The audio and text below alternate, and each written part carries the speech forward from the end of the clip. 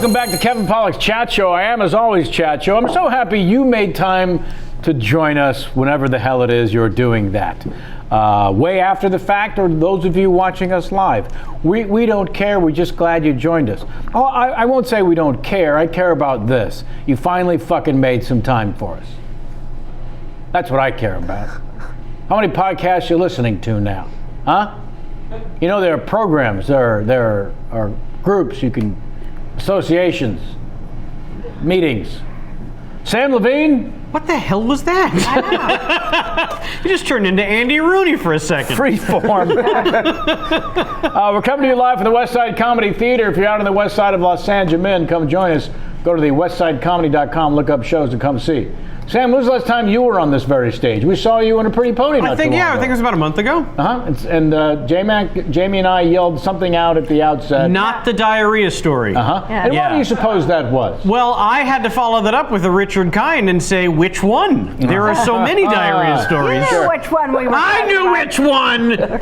But no, I was not going to tell that story again. But I think it was great, though, because didn't Greer come out and the first thing he said was like, I have diarrhea? Yes. Yes, he did. He still incorporated it into the improv. I always have diarrhea. Right? No, I'm not on camera yet. He's been told. Yeah, that was not a mistake. Nope. That was purposeful. So, yes. Speaking of. I was at Disney World last week. Correct. Continue. And I went to one of their water parks, Blizzard Beach, and there was a sign that said, if you've had diarrhea in the past 24 hours, please don't get in the pool. And I'm like, so then I'll never be able to go in the pool. If I listen to that, I'd never be able to go. Because on any given day, within the last 24 hours, you've had some IBS. Probably. All right. Most likely. Whenever I see a sign like that, I think, why be so vague about it? Just say, if you eat at Arby's, you're not welcome in this pool. Wow. Low blow. We want to thank Arby's for sponsoring today's show, as they always do. Speaking of loose stool. I'm a huge fan of Arby's. Yeah, you are. Huge. Yeah, there was a moment in the thing we were watching where somebody mentions Arby's, Fargo. and I gave you one of these. Fargo. Yes. The very one. Write to us, won't you? Do you know how to type? kpcsfanmail@gmail.com. Don't physically write to us. I won't read those. But if you email us at KPCS You know what? If you Mail, take the time to physically write us, I'll read it. she'll read all the written letters. Yes. Yeah, to me, while feeding me soup. I'm old. Recent guest, in case you're wondering what else you should check out. Maybe you just tuned in for today's guest because you knew who it was. Speaking of guests, Christopher Guest was here recently. Watch that one, won't you? Fuck. Lauren Graham. Billy Bob Thornton. I like to reverse engineer and then make them, Rob Riggle, the great Rob Riggle. J.K. Simmons. We got the right Simmons.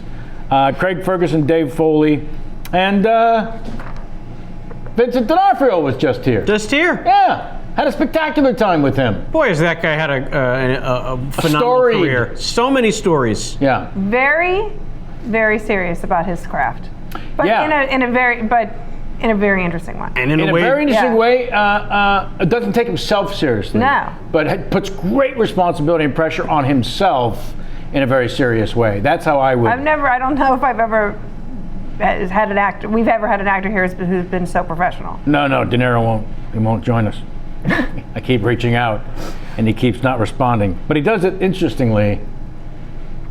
That's all he does. So he just sends you a screenshot of that? Sends an email. For all our listeners out there, Kevin just mugged like De Niro. Well, like he has in the last 17 films. Sorry? I couldn't even. You didn't even finish saying the joke. Nope. Upcoming guest, David Koechner. I'm just going to say that. And then October 29th, very exciting. Ricky Gervais will finally be here. That's it. That's all I got for you. We're going to our guest because we made him wait long enough. Speaking of waiting, Rob Corddry, welcome back. So happy. Clapping for myself. Yeah. That's always a strange thing. Is Dave Koechner coming on next? No, but soon. That's fascinating because Dave Koechner and I are often mistook for each other. Yeah, really? Yeah, people get us confused. So we're always like, we're always tweeting each other or emailing each other going, hey, someone said that Anchorman was really great. You were the best thing in it. Congratulations. You know? Yeah. He takes all the credit for Children's Hospital. Yeah. Absolutely. Yeah, no, he takes all the credit. I'm the only one apologizing. Interesting. This is what bald fellows go through. I see. All you do is have. I think it's more like your roles are similar. Our roles are similar. Paul Scheer, you might be right because Paul Scheer gets it too, but not as much. Right. I'll get the league every once in a while. But they could just be getting me confused with Mantzoukas. In fairness, all of the things you just mentioned are very popular among marijuana smokers. Yeah. It's very hard for them to get They're things never straight. the sharpest people congratulating me for Anchorman 2. Yeah, I asked that the audience who enjoy these things do a little bit of the work. Why are you making me feel shitty? Just Google. Google just the second before you go up. Yeah. When are they going to have the thing where you can take someone's photo and then just push a button and it tells you who it is? They have it kinda. Do they? Kind The of. Shazam for faces? They have Google image search. Yeah, you but could do a Google image search doesn't on a really person. work. Yeah, I've seen enough episodes of Catfish that I know that this is out there. Oh. And I've caught enough catfish. Love your catfish stuff. We're actually going to start today, right now, as opposed to everything that's happened right before this moment, by discussing a little someone who likes to be called Jonathan the Vampire. Now, Yeah. I don't know, I can't remember because I'm old, how it was that you turned me on to Jonathan the Vampire, but maybe through your brother or something I was mentioning that I was shooting in New Orleans, and it did come from you. You've got to check this guy out. Or I think you emailed me and you were like, I like to hang out with vampires and I'm in New Orleans. Do you have any connections? Yeah, that makes sense.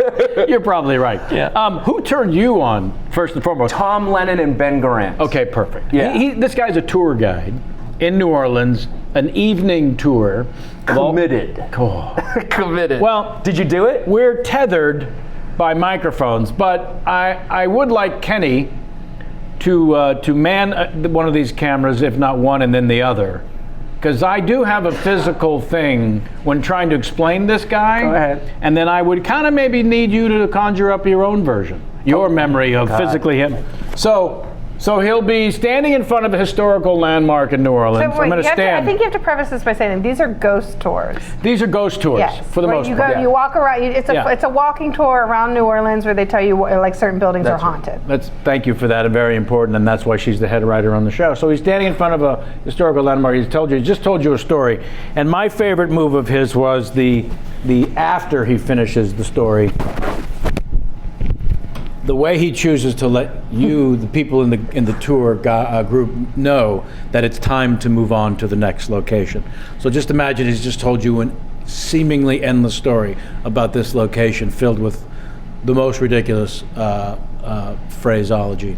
And he finishes it and it's time to move on to the next one, and this is what you get.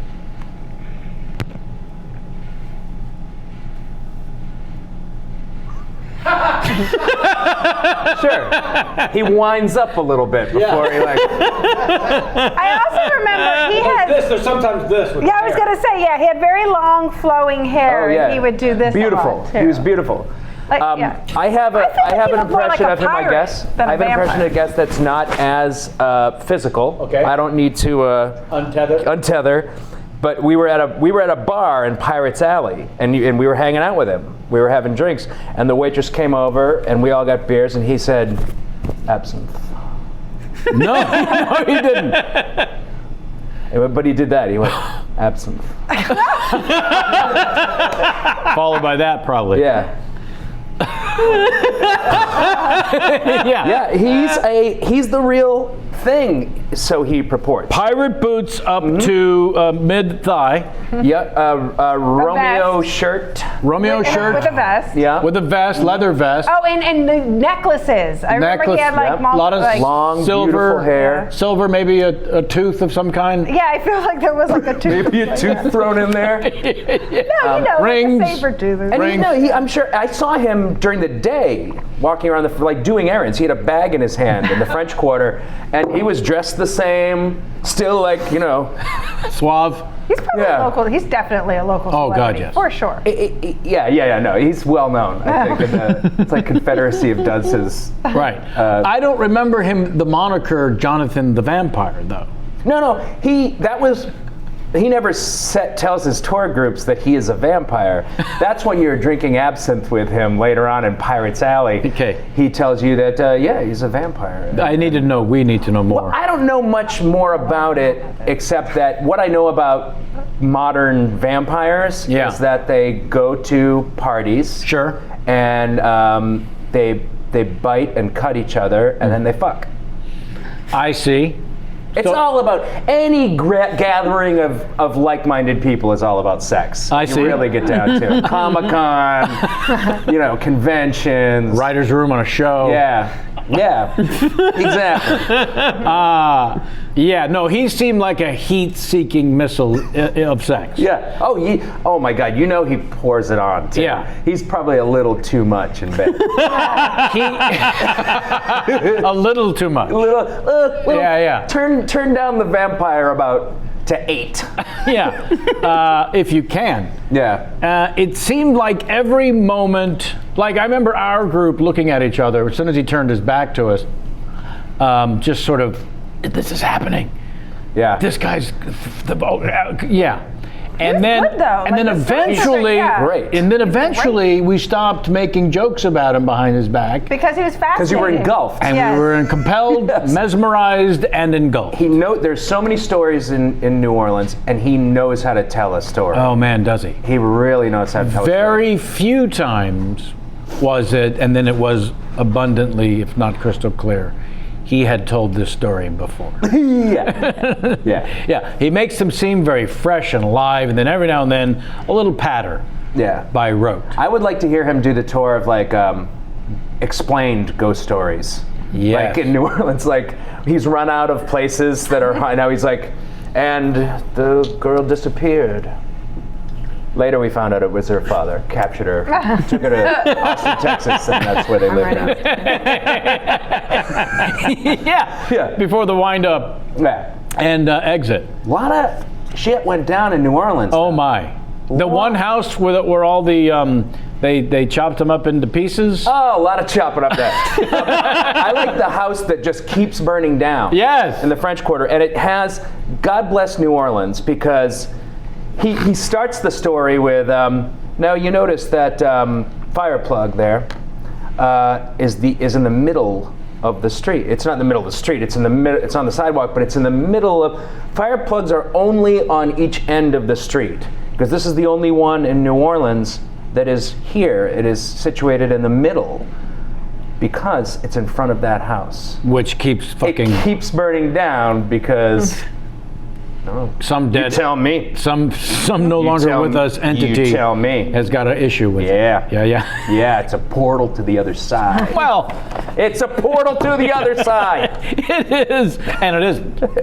I remember not. being greatly disturbed and kind of not sleeping well because of the story that he told of Nicolas Cage's house, like the most haunted house. Oh, in yeah, New Orleans. yeah. That story was so disturbing. That was the one that of the it sat chopping with up me. into pieces. Yeah, that was the wasn't it like a They were was that torturing the- slaves. They Yeah, were, and yeah. then they were torturing their help. The Yeah. owners of this house were torturing. And like, Nick had, like, a Cage room is where like, they could- how they could- much? You did mention that maybe for another year that had stayed with because you. it was believable. It was believable. It wasn't. These people were so rich and bored that they could only amuse themselves by having a room where they tortured the help. Yeah. I believe. I mean, that, all the real stories that inspire these ghost stories are way scarier than Right. the ghost stories. The ghosts are they're just walking around on the porch and stuff. You Having see a them every smoke. once in a while. Yeah, they're just interesting. That's right. When I went to New Orleans that first time, I was there for 3 months, and I rented this. We got an allowance, for a place, and rents are so cheap there that I got this huge house. I mean, it was 3 stories, and I paid nothing for it. Literally. Nothing, because I killed the guy, and now it's on Jonathan's tour. You refused to pay. As I recall in the record, sir, you refused to pay I went, at the end of your stay. Nothing to do. And I asked him on the phone. I got kind of excited. I was like, so okay, so we were doing it. We were gonna sign a lease, and I said, tell me about your ghosts. And he goes, I don't have any. Everybody else has a ghost but me. He was so bummed out. He was very upset. Yeah. He wishes he had some. He wishes he had a ghost. Everybody does there. Yeah. Yeah. It is true. It's like a hierarchy. It's like a class system. Yeah. Who has ghosts. And it's like in LA if you have a swimming pool. Yeah, exactly. Exactly right. Or you live on a hill. Yeah. This circles back a little bit to the cross-referencing of the Koechner. The well-known periodical The New Yorker, a.k.a. some Jew lefty crap, described you thusly. Go ahead. For 15 years, Corddry has Can't wait. revealed the mania and menace lurking within a balding American everyman. He often plays a likable jerk or a smarmy man-child. His knowing presence reassures us that someone, at least, is in on the right kind of joke. Now, why? That was very nice of them. But I'm gonna single out the balding. I figured I wouldn't be their cup of tea. The New Yorker. Right. Anyway, that's very nice. Yeah. Yeah. I thought. I didn't understand the balding qualifier. I'm bald. Well, it seems. That's the thing. Right. So. I think it makes sense because I would not have the career I have, obviously, today if I had a full head of hair. If I had a full head of hair, because I'm beautiful. Right. I'm just beautifully put together. Sure. And put hair on it. This ruins everything. Right? And so then I'm like the quintessential best friend-esque character. So and that's done. It makes you. He's trying to explain. He's extrapolating from every man, I think. Right. So hey, I get it. You're taking it. You're saying it's a little easy. Yeah. Fair enough. Okay. I mentioned to you about this theater doing improv and sketch. You did a live, I think it was maybe a reunion of one of your improv groups. Are you talking about Sketch Naked Fest. Human Giant Babies? Yes. Naked babies. No, but it was you and it was half you guys and half Human Giant. And Human Giant. Oh, okay. It was up in San Francisco. and Hubel. Yeah. San Francisco Sketch Fest. You were merged. Oh, You guys cool. were merged. This was only 3-4 years ago. Yes, Feels it was like. it was my favorite thing I've ever seen. At Really? Sketch Fest, You probably. guys. It was the best improv I've ever seen. Yeah. by Jeez. far. And here's a small example, and like all improv, technically, I suppose you had to have been there. You, in the middle of the sketch, decided that your character needed a broom and he was going to clean up a little bit.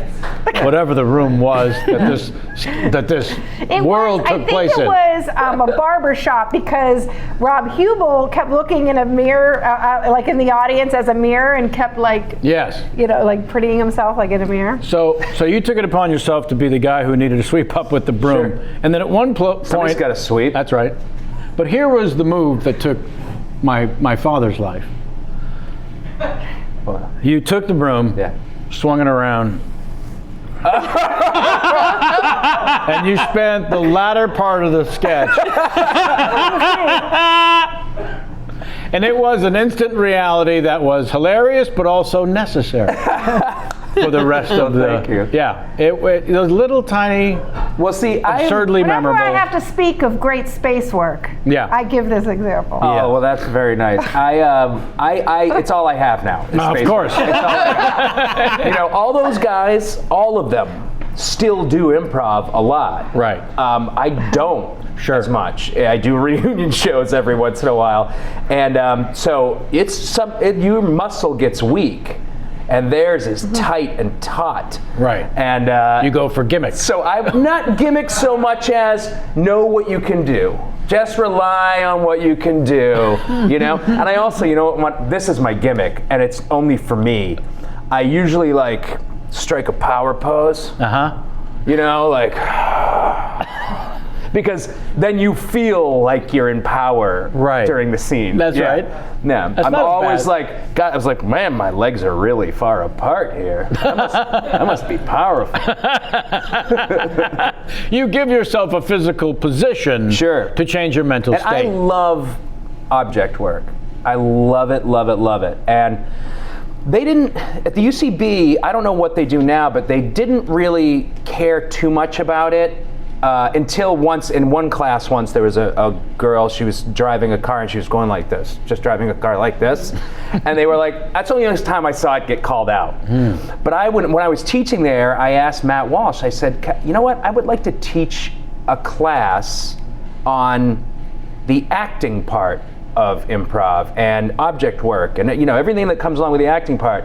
And I thought I gave a really good pitch, and he was like, yeah, we don't really do that. All right, cool, man. Cool. Good to see you. Cool. Yeah. Wow. The last time I did improv was with Naked Babies at UCB, and we were doing a scene about how old we are. Sure. Because everybody in the audience is like at 20. more than half our age. Yeah. Half of them are on the stage in their chairs. Exactly. And I pulled a muscle in my calf about 5 minutes into the show. Because you're older than the audience. Because I'm older. And all I did was take a step backwards. That was it. That's all I did. That's all I did. And pop! And so I had to do the rest of the show. With a limp. Yeah, I didn't do it. There was none of this. None of that. I didn't move that far. I just moved a little upstage, and then when I'm done, go back. I didn't do any sweeping of. No. And it was crazy. Crazy. Yeah. But you love it.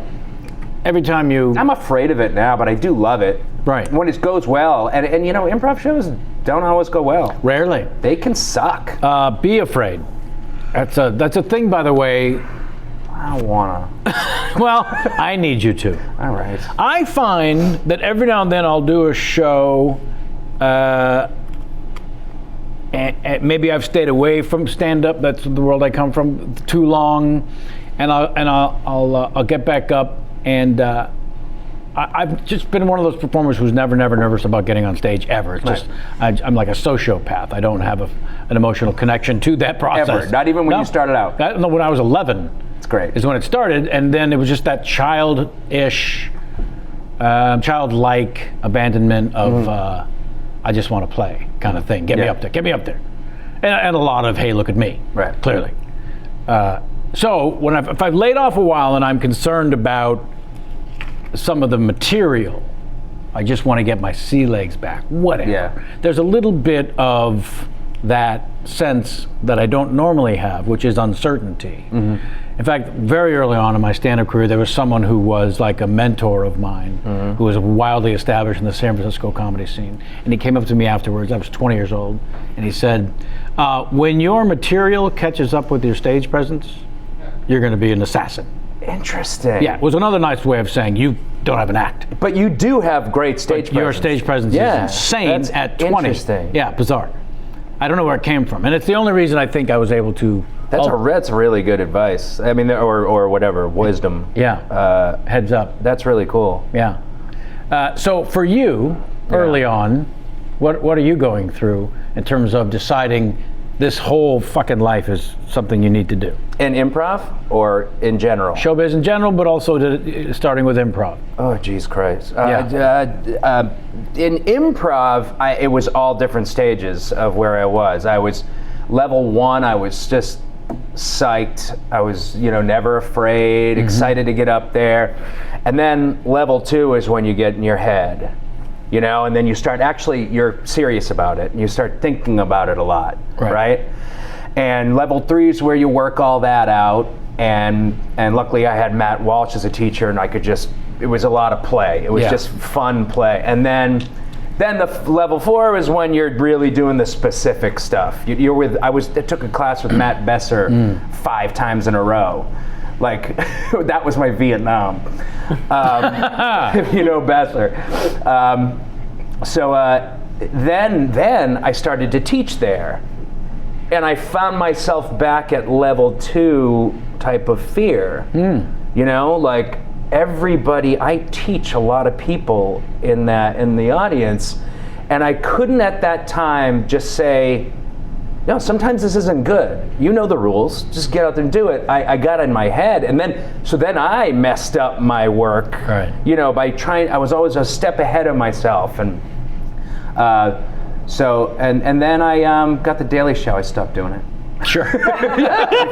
I was on the Daily Show. This was like my first month, and I said I had an improv show, and I go, oh shit, I got to stay here to do this editing. But I got an improv show. What do I do? And Colbert went, "You got the job.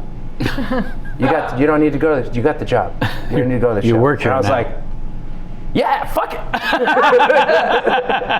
Yeah. This is your show. This is your show. Yeah. In fact, you were doing that to get to. Well, I mean, not like a hopeful. I mean, I was doing a lot of things and like throw up a lot of balls and hopefully one, sinks. Right.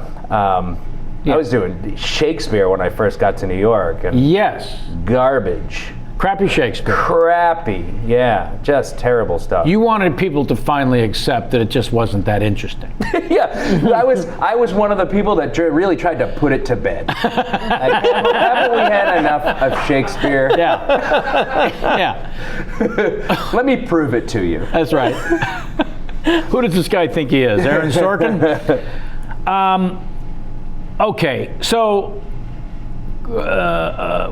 Dwayne "The Rock" Johnson was on SNL last night hosting the season finale. They did a very funny opening thing.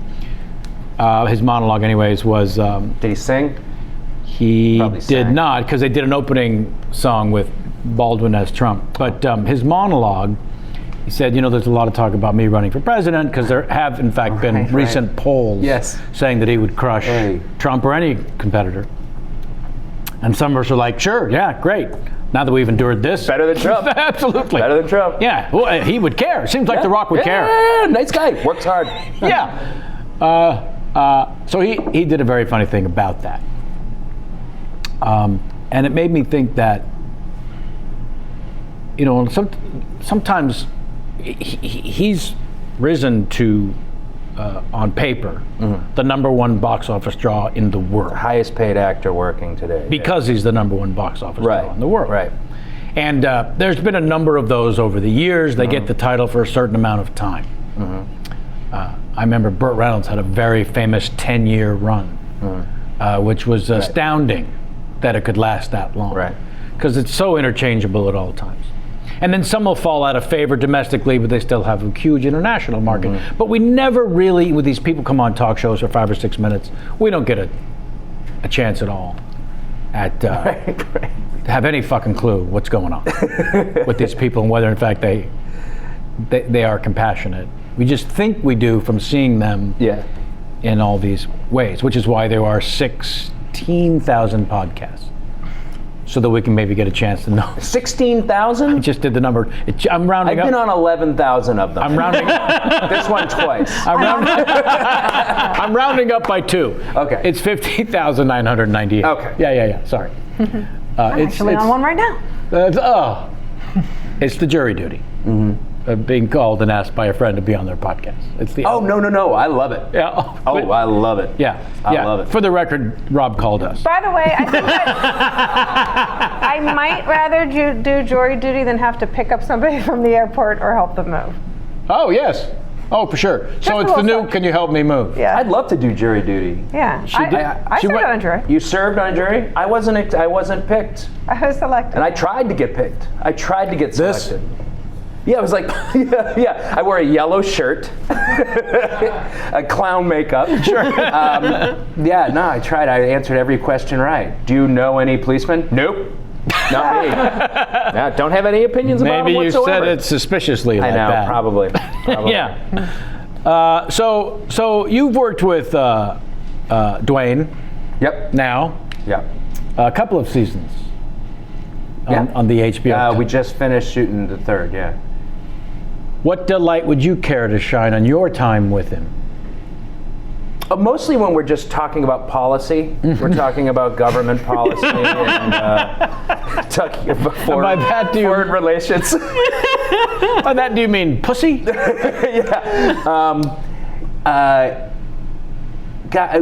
I don't know. I mean, nothing specific comes to mind. He's just, he's one. When people always ask me, like, you made it very. You made it. It was a good question. It was a very specific question. Whereas most people go, "What's The Rock really like?" Yeah, no. And. But I categorize all my just personal interactions because we're close, and he's the guy you want him to be. Right. You know what I mean? I do. There are a few like that. Yeah, they were really. I've met maybe Henry Winkler, who Sam and I were talking about earlier.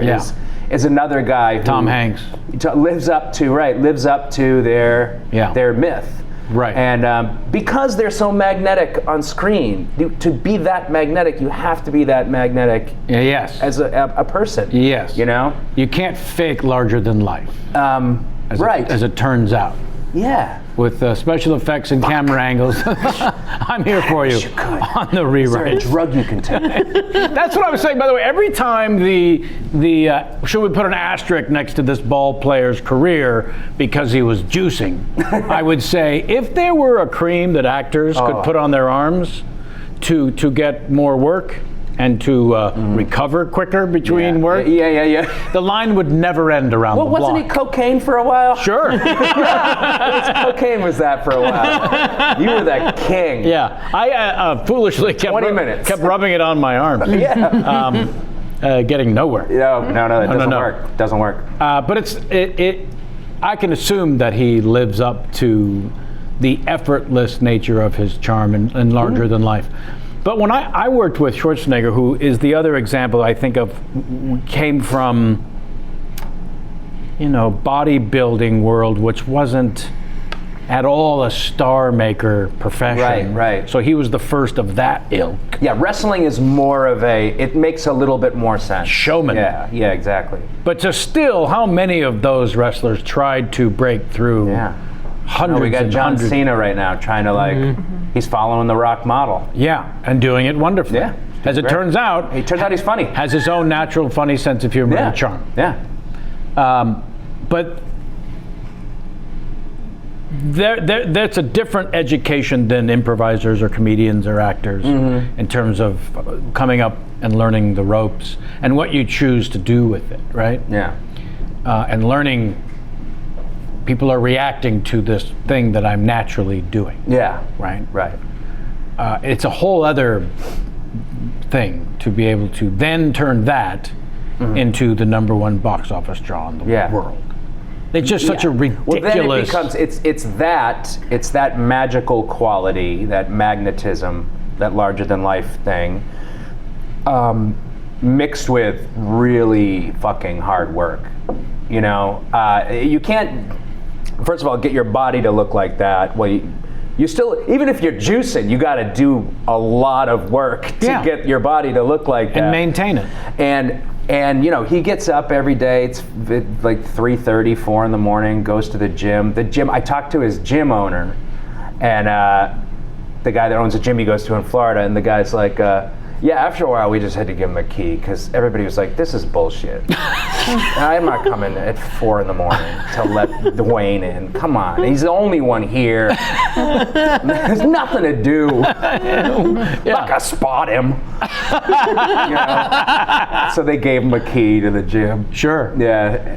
Yeah. That level of discipline is not for your average bear. Yeah, and it's also I don't know if he says no. Well, that doesn't even enter into it. Like, season 2, we were shooting in Miami, right? I was watching the Oscars. I had to work the next day at 6:30 a.m. And goddamn if The Rock didn't get up on stage and make a presentation. This is like 2 years ago. And I was like, wait, he's got to be at work with me at 6:30 a.m., and he's there in Los Angeles at 6 p.m. And he made it. He does that shit all the time. Right. that would just, she could say no. Just say no to the Oscars. No, God, no, I would never. No, Right. Or if I may, say no to 6:30 call the next day. say no to that, really make a stand. Yeah. I have to do the Oscars. I'm going to need the next day off. There you go. Well, that's Sure. another. That I think is a little tougher because these are people you've worked with all day, every day, and they'll be like, "Oh, Right. Kevin's got to go to the Oscars." Right. But I read the script. Pumped up. I read the script, though, and I see there's at least a couple days of work I'm actually going to be in. Knuckleheads. So just Just switch it around. Schedule it. Right. Do your magic. Do that magic. Put me in the afternoon that Monday. Yeah. That's all. I know. I guess he's that. If he asked, it wasn't possible. I don't know, but he usually if he asks, he can do anything he wants. Of course. So You're the difficult I imagine one. means he'd That means he didn't ask. Yeah. He didn't ask. That's the more impressive thing I was actually angling towards. Yeah. Was it never crossed his mind. I don't want to inconvenience anyone. They got their Right. schedule the way they want it. I can make this work. If he was watching this right now, and let's not kid ourselves, he's not. Sorry? He's not watching. No? No, he's working out for the second time today. It's around that time. He might listen as he. If I may, it stays up. It's available. I'm not suggesting he's watching live. You're going to send him a link. Right. Because we're close. I'm going to send him that. Oh, I see what you're saying. So maybe tomorrow when he's driving around in his car. I forget what my point was. But We've digressed too far. But if he wanted the time off, they would have I'm given going it to to get him to listen. Yeah. What's up, Dwayne? I miss you, buddy. Yeah. When do you go back? Oh, you just finished, you said. We just finished, and we air in July 20-something.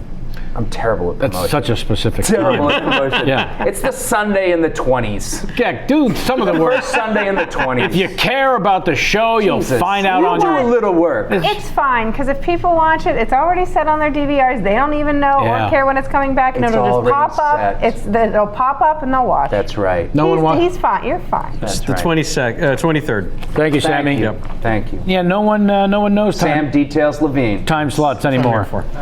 Now we have a segment of the show called Famous Questions. We did not have this last time you were here. Thank you for coming back to the show. This is a new wrinkle. This is a new edition, and in fact, a wrinkle that you're about to go through. Okay. Because famous questions are questions that were written by famous people that you know or have worked with, that I've reached out to and asked to pose a question to you. You work your ass off on Well, this we show. care. Shit. Unlike those other podcasts. Nice. We actually care. Yeah. No, usually they just get on and make goofy faces. It's a podcast. That's right. Yeah. This first one, I'm not going to tell you who wrote it, and I'm just going to ask the first question, easily assuming you'll instantly know who wrote this I hope I first know who question. they all are. How far did you go with Mary Golden? Wow! Who could? I have no idea who would have. How did? First of all, who's Mary Golden's? That was my first girlfriend ever. My first serious girl. We dated in high school for like 3 years, and I don't know who would know that. Really? I mean, can I venture a guess? Now, I don't know the answer to this. You know the answer. I'm a little confused as to who else it could possibly be, Sherlock. Maybe I'll ask the next question from the same person. Oh, I don't have to answer it? Good. Oh, well, you dated her for 3 years in high school. So, yeah. We know you got to second base. At least. Why did you make your younger brother watch The Deer Hunter the first time he stayed with you in college? Because that's what he should have. That was time. Yeah. Because he hadn't watched the fucking Deer Hunter yet. And he was probably 15. Come on. Follow up. Why did you point your grandfather's rifles at him? Well, they weren't loaded. If those things, if they were going to, I'm pretty sure I know who that is. Those grandfather's rifles, by the way, my grandfather had a sword. Sure. And rifles in the same closet. These rifles had not been fired in 30, 40 years. They were rusty. And if I ever put a bullet in that thing, which I contemplated as an idiot child, and fired it, it only would have gone this way. Carnage. Right. Yeah, so, God, I don't know. He had it coming. Sure, he had done something to piss Yeah. you off.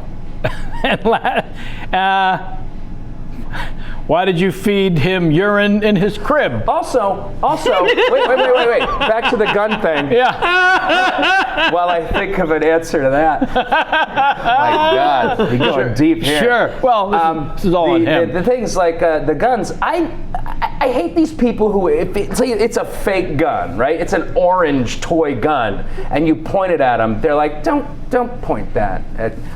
I'm like, fuck, you know it's not fucking loaded. Right. And these things are like, they couldn't even load these things. Like, I'm a gun pointer. Uh-huh. I'll point a gun at you. You're going to commit to that. I'll point it at you. Nobody's going to get hurt. Relax. Urine. Good question. Again, He was in the crib. a crib, so he was probably, let's say, 1. No, he was probably 7, because that's the way my mother operated. No, he was probably about 1. Which would have made you... I was 7, and my sister was 5.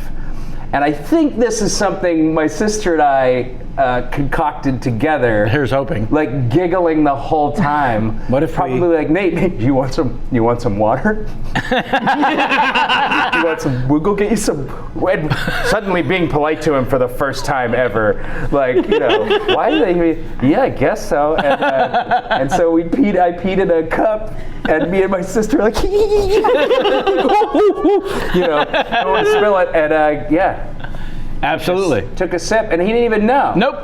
Because it was, you know, Tasty. whatever. It's fucking Salty water. kid urine. Yeah. And then he was like, and we go, that's urine. That's, well, we probably didn't say urine. Nope. I don't know what. Tinkle. Tinkle. That's Tinkle. tinkle. You drank our tinkle. And here he really brings it home. Don't cut to me now. I'm putting on Nope, stay on Aquaphor me. on my lips. Why did you wear a 3-piece suit to a Fish concert? Stay on me still, stay on me still, And we're clear. Cut. That's, how long were you on the phone with Nate? Just came in an email. First of all, that concert was terrible. I don't know what I was expecting. I kind of liked Fish in college. Got my brother into him. He went deep. And Did you smoke more pot then than you do now? Yes. Okay. Oh. Can I suggest perhaps that had something to do with your tolerance of fish? Yeah. Probably. I don't want to offend Sammy, and who this loves was still a long time No, ago. you're deeply misunderstanding Good. that. This was still probably like 20 years ago that Okay. I wore 3-piece suit. wore the 3-piece suit, because there's 2 answers really. One, because I was like, fuck you, fish heads with your uniforms. I'm going to wear a suit. And You're going to think I work for the CIA. well, that's another thing, is that there's 3 reasons actually. The second one is because this was a really nice 3-piece thrift store suit that I found that I never had a chance to wear. It would be inappropriate in any other occasion, and so I got to wear it. It would be inappropriate? It It was but kind not of like, here. I think it was like salmon colored or Sure. something. It was like dull salmon. It wasn't a great suit, but I thought, oh shit, you're doing it. And then the last one, this is kind of funny. This is embarrassing. I said, I was like, what if I start being known as the suit guy? Oh, God. What if I'll go to a lot of them. Oh, God. I'll go to a lot of them, always wear the suit, and they'll be like, hey, I saw the fish guy, the suit guy. But when I got there, everybody was like, they did not like it at all those, you know, Fish all heads. those fish heads. They were Yeah, like, they thought you were the man. they did not like it. No. They didn't even I understand get that the irony. It being Even the dull salmon color, they're going to know I'm not the man. They're going to think I'm interesting and clever. It was not the man suit. No, it wasn't. No. But turns out I was not interesting nor clever. I was hot for most of the show. And they jammed on this one song. I don't even know to this day, but at the time, it was the longest jam they had ever done. And we're talking about Fish. Yeah, see. Which their whole thing is doodle-dabba-dooba-dabba-dooba-dabba. And I wish it were that good. It was awful. Yeah. It was awful. Sure. In a very long form. That's the beauty. It's almost like a comedian who's bombing and it can't get off stage until he gets at least one laugh. Yeah, I have to wonder if we gotta do something good here. we don't have a button to any of these songs. I know, we're making it up as we go along. One of us isn't really that good, and how do we know when we're done? Nothing's happening. Yeah, nothing's happening. The audience doesn't know when to applaud. Now, Nate. Shit. Before we get done, funny man, has played a couple of times in my weekly poker game. Oh yeah. How do you think he's fared? Have you played poker with him? Probably a little pickup poker here and there, but I don't really play poker. Do you imagine him having skill in the game? No. That answer came too quickly and without thought. Yeah, I would say no. I think he's too nervous. I don't think he has. Yeah, I think he's too. Yeah, exactly. I don't. Not nervous as much as like. Yeah, he doesn't have the. He's not the. He's a compassionate fellow. Yes. He doesn't have like the grit it takes to be a real good poker player. Does that make sense? It does. Because you're basically just trying to fuck over everybody else at the table, and that's something that Nate, wouldn't be good at it. Poker is Sam Levine. What? Poker is Sam Levine? Yes. If you look up poker, the living embodiment, I guess, of everything you just described. Yeah. Grit, and I'm looking to fuck over everyone else. Yeah. I'm just saying it's a bad thing. I'm saying Nate doesn't have it. This next famous question comes from Ken Marino. Is he good? Yes, I think he won a little both times. Huh? Yeah. Good for him. A little. All right. Yeah. He's not taking home the pot. No. I might use the word apprehensive. Yeah. To describe his. Yes. Yeah. Right? There was a good. He tanked for a good minute and a half with second nuts. Yeah. At one point. With the ridiculously amazing. Second nuts. Sorry, poker talk. Oh Jesus. See, that's why I don't know. I was like, there's too many other things. Yeah. This is a whole. Nuts is the best possible hand available, given the cards in the middle. So he tanked a couple. He tanked two nuts. He tanked, meaning it was on him. Yeah. And instead of acting quickly, he sat and thought for like 2.5 minutes before deciding what to do. Tanked meaning he took his time. Oh, that's a thing. With the making a second decision. best possible hand. That's a thing. Yeah. It's not a thing for a confident player. Oh fuck! I don't see. I can't get involved with No, that. don't. I can't get involved. Don't do it. The second famous question comes from Ken Marino, who asks, "How has Ken Marino changed your life for the better? Be specific." Why did you tell me it was Ken before? Well, with his name in the question. How has Ken Marino changed my life for the better? Be specific. He specified? Mm-hmm. Be specific. Ken Marino has taught me a lot about the care it goes into doing your work. He is somebody that cares every second. And sometimes we found ourselves in a huge argument once at Children's Hospital because we both cared a lot, and then we apologized. But I see it in him now. I recognize it in him a lot in other, not just arguments or whatever. But he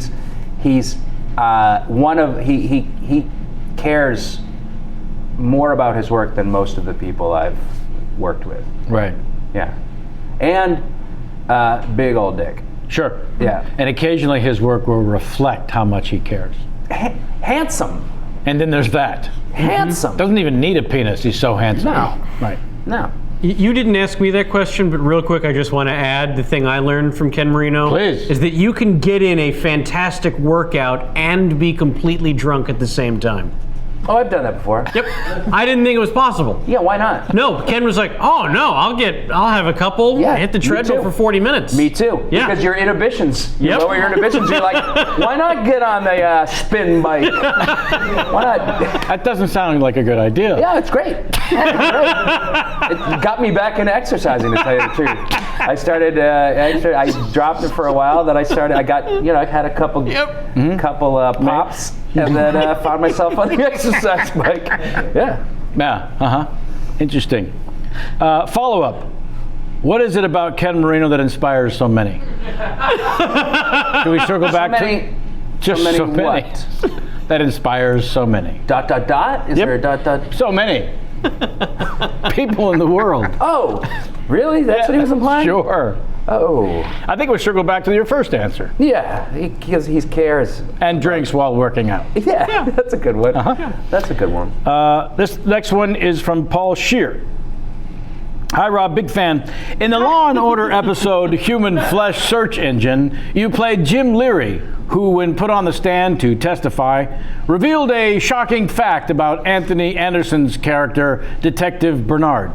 Ethically, do you, Rob Corddry, agree with Jim's decision to use his cross-examination as a bully pulpit to reveal non-essential information to the case to take down Bernard, and if so, why? No, I do not agree because my character ended up being an accessory to murder. He was the guilty one. So I guess that's all. I don't remember any of that. Why would you No. or anyone who's even Law and Order, right? Is fan that of what the you show? said? I believe so. Yeah, Law and Order. When you do a Law and Order, all you're doing is memorizing lines. Right. Because you have so many of them, and usually you're moving a box to one place and doing that. Well, I had that scene, and and they're like Sorkin-esque about they're very particular about every and or but, and it's garbage. And it's shit writing. It's hard to memorize. It's not connected to any. So you've got to cram it into your head. And so I wasn't thinking about anything else. Nope. Yeah. Yeah. And that's why it's such a brilliant question, because he must know that. Right? I don't know. Last one. I think he just IMDb'd me. Yeah, this would be fun. I got the breakdown of This would the be story. Yeah, exactly. I'll try not telling you who wrote the last one. Why didn't Children's Hospital ever do a Love Boat episode? That was written by... Was it Hubel? Was it somebody in Henry? Who was it? David Wayne. David Wayne. Okay, that's good. That's a good question, because they did try. John, David Wayne and John Stern, my other producing partner, had this Love Boat episode brewing during the whole writing session, and they were writing it up until like the last minute, and I lost ways to argue with them anymore. Right. Like they weren't because they love the old TV shit. And I was like, our audience, nothing. They don't even know Love Boat was a show. The pop culture reference. Yeah, and the corniness of it was part of it. And so I was like, all right, let's read it. Let's do a table read of it for the cast. With the cast. Let's do it. We'll do it at lunch. We were shooting. Right. And they were like, we did it. And immediately people like Ken Marino and Rob Huber were like, wait, is this a joke? We're not doing this. We're not shooting, right? So I was vindicated. And it's become a, this is, what's that word for something you call like it's a symbol. It's been a symbol of shit, I don't know. Can I take a nap? I just did. It's become something we started calling episodes that one person nobody was cares. thrown through. Oh, like jumping the shark. Championing. I don't know. I had something really. The pictures in my head are really deep. The words coming out are not matching the pictures. It became a staple of discussion. No. We're just going to keep it. Speaking of the loves of your life, Children's Hospital. Those are really fun, by the way. Yeah, Torch song? right? Torch Song Trilogy. Well, yeah, but a torch song could be a thing. It sort of fits what you're trying to say. I'm sorry, move on. He tried. I was trying to help. That's what's on his epitaph. So He'll get it. He'll get it. That's also on his epitaph. Speaking of the loves of your life, Children's Hospital, if not a goddamn era, comes to an end. I found this interesting in the research. You're saying that it wasn't until you were in post on the last season, you'll know which episode you were in post specifically on, and you said, oh, yeah, we're done. Yeah, kind of like that. That it had been something on your mind for a while that you hadn't discussed with others. Yeah. But that it came to you as a no choice. And that's something I regret, is that I had not discussed it with others. Well, you only regret it once you start discussing it with others. No, I felt just relief at that point, because I had just gotten back from Florida, where we shot season 2 of Ballers, and it was Children's Hospital was I had to edit it from Miami while everybody else was there, and it became something that I realized the potential for it to become something that was just something I did because why end it? You know? Right. And I realized that, we can, and I saw the final episode. We were editing the final episode, the finale of the season 7, and I realized that this is the finale. We can't write a better finale for this. And we did it. Yeah. I don't want to get into any. I want to love the show always. I want to look back on it and love it. And I want to do other stuff. Sure. It takes. I have 4 jobs on that show. Right. So. The aspects of it must be careful what you wish. Anytime you create something and you are that involved. Yeah. There's got to be a breaking point. Yeah. And you've spoken about whether it was season 4 or 5, but by the end of the season you had 104 temperature. 5. And you were like, well, let's not do this ever again. Yeah, I was ready to put it to bed. And then you guys all just re-engineered how to do the show. Yeah, exactly. Because it wasn't done. I mean, to go out on season 5 would have been terrible. It's not our best season. Right. But then season 6 ended up being, I think, one of our best, and 7 as well. So, I think we went out at the right time. I feel bad that it. See, things come to me like that. Sure. Unfortunately, for other people working with me, you know what I mean? Right, but I saw in the research also that you then had to go on a series of phone calls with the cast and hard. Your co-EPs. Well, no, I talked to them in person. Right. And then I called. But even it came as a surprise. Oh yeah. Yeah. Yeah. And it's. I think they thought I was joking at first. Well, you're not wrong in thinking usually that discussion comes up earlier. Yeah, of course. Yeah. Of course, I totally understand. I felt terrible. But also, everyone gave you a similar response, which is, that's a shame, but I get it. Yeah, that's exactly right. And they start taking the onus away. Yeah, that's exactly right. I did feel it was really hard to call the cast, and but all of them, understood, which was great. It made me feel better. Except for Henry Winkler. Yeah, he was a real dick about it. Yeah. That guy. Yeah, just the worst. No, I had the best conversation with him I'd ever had doing that. Yeah, he's such a lovely guy. Yeah. I was talking to Sam before the show, like, I want to model not just my career, that would be great, but like the way I live my life as a human being after the way he does. Yeah. Because he's successful at living. Yes. Yeah. Truly comfortable not only in his own skin, it's gone way beyond that. Way beyond that. Yeah. Way beyond that. He truly cares about other people, and you are the only person in the room, in the world when he's talking to you, and all those things you hear, but it's not something he thinks about. It just is that. Yeah. Well, you're not that far off. And this brings up the thing I said I was going to wait till we were on the show to talk about. So I was fortunate enough to guest star on Children's in season 7, which was a terrific boon for me. Little Nicky? The little Chuggy Simple. Chuggy Simple. Little Nicky is like so far from Chuggy Simple. Chuggy? One of our best names. Sure. Chuggy Simple was my character's name. He was a former child star who was having some sort of surgery. And when they said, "Oh, are you sick?" "No, I'm 48 years old and I have a lot of surgery to keep looking this young."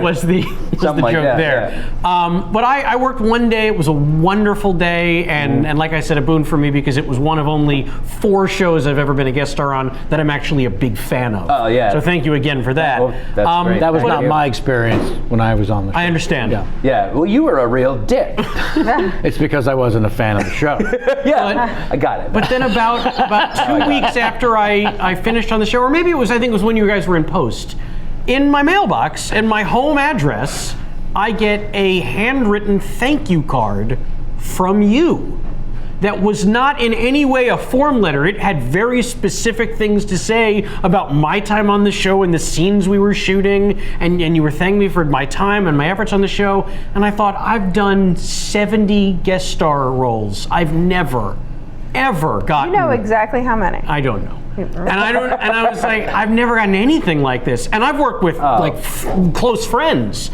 on their shows. And I thought, well, certainly he didn't single me out. I'm sure Rob is very thoughtful and sends this to everyone who's ever guest acted on the show. More importantly, you finally got the right assistant who knew how to write those letters. Oh, fuck. She got to coordinate. You go through so many of them. Yeah. But that's a huge deal, man. It is. That was such an incredible human touch. Those are the things that land. Absent from this business. But that to me was, the first season was, we shot it in 5 or 6 days. Yeah. And it was, a web series at that point.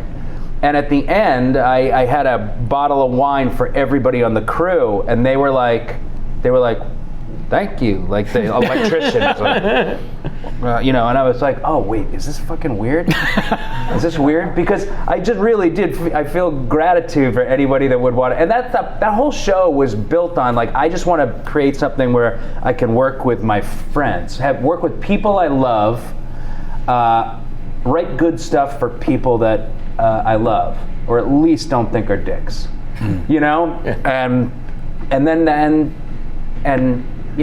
hiring those people that made it, that atmosphere. It was that atmosphere of the show. I can't take 100% credit for that. I would say that like it was a wonderful experience. That was just true gratitude. It wasn't, well, it's. But remember that. It was very I need a job Winkler-esque from you at some point. So. Guy who wrote the card.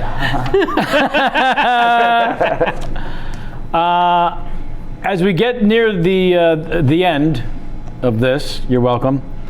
Do you still keep up on your GTD and the like that you learned from lifehacker.com? Yes and no. I'm not going to lie to you. No. I'm not going to lie to myself, I should say. I've been, since Children's ended, I've been working in movies. I did Ballers, blah blah blah. But I haven't written anything, But it's like, I think creative people have to go through that little thing, that little gestating period. Also having a responsibility bearing down on you, season after season. Of Children's Hospital. It goes from a fun and a lark to a responsibility and fun, and then more responsibility and a little less fun. So you've got to keep that organized. But when you do, so I found myself in a position where I didn't have to be as organized. And that sometimes your mind gets lazy too if you're. But you need that. I know you do. And it's hard. It's depressing sometimes when you're like, well, okay, when am I going to be a butterfly again? When am I going to be a butterfly? But so no, I still do I still have it. I use an app that is a GTD app. But I don't keep up with it. I don't do the work on it. However, there's also like, since I last talked to you, you do change that the process changes as you change and grow older and get to learn it more and get comfortable with it. So I don't know if I was working, I would be doing the same thing I did. I just found it interesting. It's called GTD, is Get Things Done. It's a great system. Yeah, if you're a list person especially. It's about organizing and making lists, and you found it actually opened you up as a writer and your creativity and freed up your mind by having things. I'm often telling you, I think, and bugging you, write it down. You'll feel better. Just get out of your head. Totally get out of your head. Make the list. Everything. Whatever the shit is you want to accomplish. Because you remember, I mean, you're even subconsciously, if you have to do something. You're running it. It's still in there, and it's stressing you out even though you don't know it. Yeah. And get all of that shit out of there and in something else that you trust, Right. And once that happens, still water. And that's when I came up with Children's. Once I learned how to do that, I came up with Children's Hospital. Right. Still water, it was great. Well, I can't thank you enough for spending time, for talking openly about Jonathan the Vampire. Speaking on the record, yes. About finally coming clean. Yeah, him ordering absinthe. I think that'll be one of the takeaways. He was probably mad. I was wondering why he did the absinthe. Probably because he's like, I come here every day. You know what I want. Yeah. I'm not going to say the usual because I'm a fucking vampire. You also know I don't really give a shit about it. You know how important it is when I bring my tour with me to the bar, what I order. Right? Mm-hmm. Yeah, I'm going to have a light beer. You fucking asshole. I'm still on the clock. Yeah. Was that? Yeah, he's got to stay in character. Yeah, exactly, yeah. He's in character 100% of the time. I wonder if there is a moment glass of plasma when he's home and he turns that lock. What happens? And he just what happens? Watches I don't even know it. Desperate game. Housewives and giggles and eats Doritos. I don't know, man. Does his nails. I think he's committed. I think he's in it. Yeah. I think he's in it. I don't know. That's the story I have in mind. I'd like to keep that intact. Yeah. I don't remember if you recall how we end the show. It's called the Larry King game. Shall I run through it again? Yeah, please. Alrighty. Looking for a bad Larry King impression. I don't want a good one. So any voice works. I'm asking you to reenact that moment that Larry would do before going to the phones. He would look down the barrel of the camera and he would share something about himself that nobody needed to know. Okay, yeah. That's the moment you're doing for us. You're sharing something as Larry, about Larry. There's your camera, and then go to the city, whatever that is. We go to the phones. All right. When you're ready. I sometimes wear socks 2 days in a row. Tuscaloosa, you're on the air. That's how you play the Larry King game, ladies and Jews. Thank you very much. Thank you. Yeah, thanks for Always coming back. Pleasure. I forgot to ask what you'll be doing for Father's Day, but I hope your children are still talking to you. We haven't celebrated Mother's Day yet. Oh. Because we had stuff to do, so we're doing that next Sunday. Let's concentrate on that. Okay, let's get that done correctly. Sit there uncomfortably while I wrap things up for the folks, if you would. Okay, thanks. I want to thank our guest, Rob Corddry, spelled exactly like you think. Dr. Evil Kenny Chen. Evil Dr. Kenny Chen. Say it any way you want. Luke Allen's there. Samantha Ward on makeup. We're still updating about our Brian McCauley. We'll keep you updated as we get more information. Sam and Jamie, thank you so much as always. But of course. Yeah. J-Mac and Michael Dooman. Michael what? Dooman. I said that the first 7 shows. Michael Dooman. Michael what? I like that name. Corey Levin on post. I think that's it again. Until next time, and as always, get out of my face.